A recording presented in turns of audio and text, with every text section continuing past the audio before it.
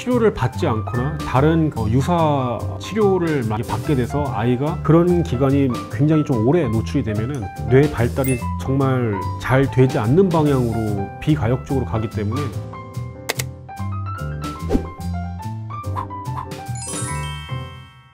일단 뇌전증으로 진단이 되면은 표준 치료 방침을 이제 따르게 되는데 네 가지의 치료 방법으로 크게 나눌 수가 있습니다. 첫 번째는 약물 치료죠. 약물 치료는 되게 여러 가지가 있는데 그 아이의 뇌파의 양상이라든지 아이의 나이라든지 몸무게라든지 이런 걸 다 종합적으로 고려해서 항뇌전증 약을 선택을 하고, 약을 쓸 때는 약물의 상호작용이라든지 그 다음에 진단명이라든지 아이의 현재 이 약을 소화시킬 수 있는 그런 능력이라든지 이런 것들도 다 종합적으로 판단하면서 고르고 변화하게 마련이고요. 그 다음에 우리가 이제 식사치료라고 해서 케톤 생성식이요법이라고 있습니다. 우리가 영양소의 탄수화물, 지방, 단백질의 비율을 변화를 시켜서 뇌의 흥분도를 낮추고 그 다음에 그것 때문에 발작을 강력하게 억제를 하고 그뿐만 아니라 뇌의 기능 자체를 향상시킬 수 있는 그러한 방법으로서 이제 우리가 식사치료도 하게 되고요. 그 다음에 신경외과 교수님들의 손도 빌리게 되는데, 뇌전증 수술은 실제로 어떤 뇌전증이 일어날 수 있는 잘못된 어떤 뇌 부분이 있으면은 그것을 절제를 하거나 아니면은 뇌에 신경이 가는 어떤 길목을 차단하는 그런 수술적인 치료도 있고, 그리고 뇌를 실제로 자르거나 드러내거나 하는 그런 직접적인 치료 말고 좀 부교감 신경을 자극해서 뇌를 전체적으로 다운시키는 거거든요. 그런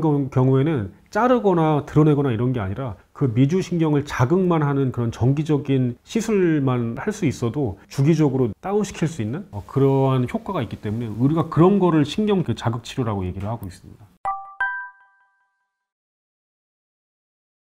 뇌전증의 약물들은 지금까지 대략 한 20개 좀 넘게 있고, 그 다음에 요새는 뇌전증 약물의 개발이 치료에 딱 걸맞는 어떤 기전에 맞는 그런 머커니즘에 맞는 거에 초점을 맞추어서 되게 아주 타겟티드하게 제약이 되는 경우가 많아서 진단명으로 진단이 되면은 그 진단에 먼저 써야 되는, 이 약을 처음 쓰는 게 일반적으로 치료가 좀 잘 되는 그러한 어떤 후보군들이 있거든요. 그런 거에 따라서 먼저 약을 선택을 하는 경우가 많고, 그렇지만 그것이 같은 진단명이라고 할지라도 환자마다 이게 받아들이는 게 다를 수가 있습니다. 그래서 어떤 진단명에서 첫 번째 써야 되는 1군 약들이 있고요, 2군 약들이 있고 3군 약들이 있고 이런 경우도 있거든요. 그러면 그것 중에서 하나한테 잘 맞는 거, 혹은 같은 진단명이라도 그 질환을 일으킬 수 있는 유전자가 또 다를 수 있거든요. 그 유전자에 따라서 약이 되게 많이 달라질 수가 있죠.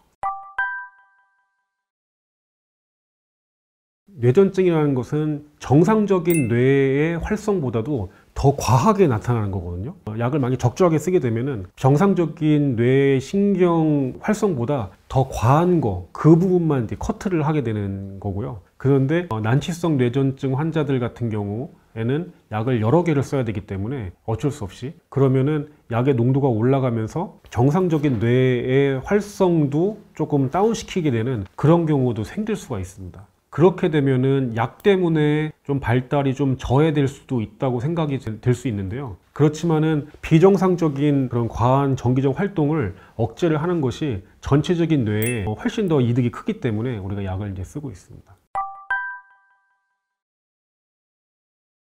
우선 기본적으로 대부분의 뇌전증은 약물 치료가 기본이고요. 보통 약물 치료로 거의 80% 정도가 잘 치료가 된다고 볼 수가 있겠습니다. 그리고 나머지 20%, 10% 이 환자들이 난치성 뇌전증으로 분류가 될 수가 있는데, 그런 환자들한테 적극적인 케톤 생성 식이요법을 한다든지, 케톤 생성 식이요법의 그 변형들이 있거든요. 여러 가지 저당 식사 치료라든지 그런 게 있는데 그런 것들을 한다든지 하고요. 그리고 어떤 환자들은 수술을 꼭 하는 게 좋은 경우도 있습니다. 예를 들어서 MRI를 찍었는데 뇌전증 부위가 나오는 부분이 어느 한 곳에 국소화돼 있어요. 예를 들어 암세포 같이. 그러면은 그런 경우에는 약물 치료가 잘 안 듣는 경우가 되게 많거든요. 그런 경우에는 약물 난치성이 있는 경우가 많습니다. 뇌의 기형세포가 한 곳에 모아져 있다. 그러면 그거를 제거를 하는 게 뇌전증 수술이기 때문에 그렇게 하는 게 더 이득이 될 수도 있습니다.